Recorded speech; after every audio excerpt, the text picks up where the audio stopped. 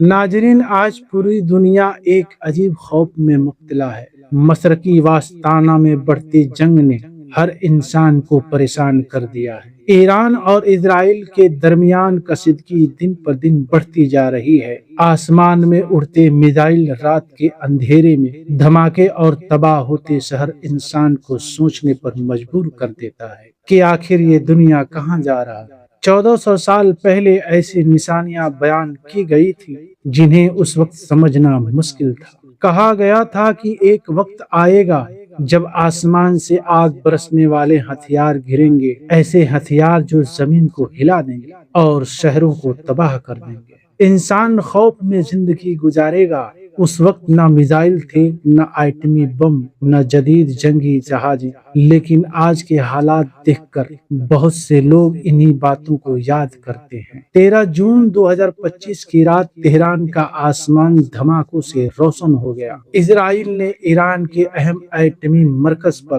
حملہ کیا۔ اصفہان جیسے مقامات خبروں میں آ گئے۔ پوری دنیا کی نظریں اسی جنگ پر جم گئی۔ مسلمانوں کے دلوں میں ایک ہی سوال تھا، کیا دنیا کسی بہت بڑے مرحلے کی طرف بڑھ رہی ہے؟ دوستوں، قیامت کب آئے گی یہ صرف اللہ تعالی جانتا ہے، لیکن نشانیاں سمجھنا اور حالات پر غور کرنا ضروری ہے۔ آج جنگیں بڑھ رہی ہیں، ظلم عام ہو رہا ہے اور دنیا پہلے سے زیادہ بے چین دکھائی دیتی ہے۔ یہی وجہ ہے کہ لوگ ان واقعات کو آخری زمانے کی نشانیوں سے جوڑنے لگے ہیں۔ اسی درمیان مسجد اقصی کے حوالے سے بھی دنیا بھر میں بحث بڑھتی جا رہی ہے۔ یہ وہ مقدس مقام ہے جہاں سے ہمارے نبی صلی اللہ علیہ وسلم معراج پر تشریف لے گئے تھے۔ اسلامی روایات میں اسی آخری زمانے کے اہم واقعات سے جوڑا جا رہا ہے۔ اسی لیے جب بھی اس مقام کے بارے میں کوئی نئی خبر سامنے آتی ہے تو پوری امت بے چین ہو جاتی ہے۔ دوستو، اگر ہم 2023 سے آج تک کے حالات دیکھیں تو ایسا لگتا ہے جیسے ایک کے بعد ایک کڑی جڑتی چلی جا رہی ہے۔ اکتوبر 2023 میں غزہ میں جنگ شروع ہوئی۔ اسرائیل نے شدید حملے کیے اور ہزاروں لوگ مارے گئے۔ پوری دنیا نے یہ منظر دیکھا۔ پھر اپریل 2024 میں دمشق میں ایرانی سفارتی مقام پر حملہ ہوا جس میں ایرانی کمانڈر مارے گئے۔ اس کے بعد ایران نے پہلی بار براہ راست جواب دیا۔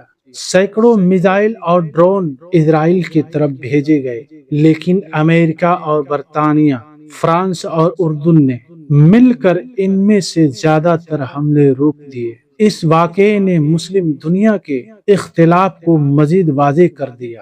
جولائی 2024 میں تہران کے اندر اہم شخصیات کو نشانہ بنایا گیا۔ پھر لبنان میں بھی حالات خراب ہو گئے۔ اکتوبر 2024 تک ایران کے کئی دفاعی نظام تباہ ہو چکے تھے۔ اس کے بعد دنیا کو اندازہ ہو گیا کہ دنیا کسی بڑے خطرے کی طرف بڑھ رہا ہے۔ پھر 13 جون 2024 کی رات ایک بڑا آپریشن شروع ہوا۔ ایران کے اہم ایٹمی مرکز نشانے پر آئے۔ دھماکوں نے پوری دنیا کو ہلا کر رکھ دیا۔ جواب میں ایران نے سینکڑوں میزائل اور ڈرون داغے، کئی شہروں میں تباہی کی خبر سامنے آئے۔ 15 جون کو ایران اور یمن کے حوثیوں نے مشترکہ کے حملے کیے گئے، عمارتیں تباہ ہوئی اور بڑی تعداد میں لوگ زخمی ہوئے۔ اسرائیل کے دفاعی نظام نے بہت سے حملے روکے، لیکن کچھ میزائل اپنی دفاع تک پہنچ گئے۔ 22 جون کو امریکہ نے بھی براہ راست کارروائی کی اور ایران کے بعض مقامات پر حملے کیے۔ جواب میں ایران نے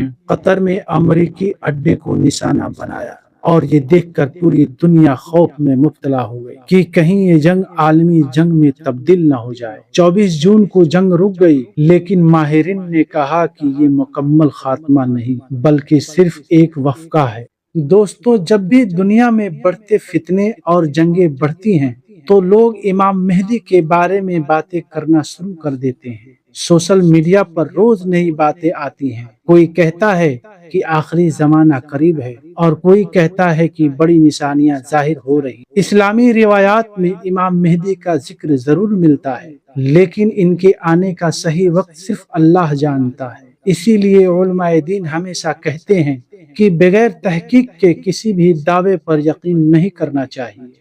آج پوری دنیا میں جنگ بڑھ رہی ہے، لوگوں میں بے چینی عام ہو رہی ہے اور لوگ خوف کے ساتھ اپنے مستقبل کو دیکھ رہے ہیں۔ وجہ ہے کہ موجودہ حالات کو بہت سے لوگ آخری زمانے کی نشانیوں سے جوڑ رہے ہیں، لیکن ایک مومن کا اصل کام خوف پھیلانا نہیں بلکہ اپنے ایمان کو مضبوط کرنا ہے۔ اللہ پر بھروسہ رکھنا چاہیے، نماز اور دعا کا اہتمام کرنا چاہیے اور حق بات کو سمجھنے کی کوشش کرنا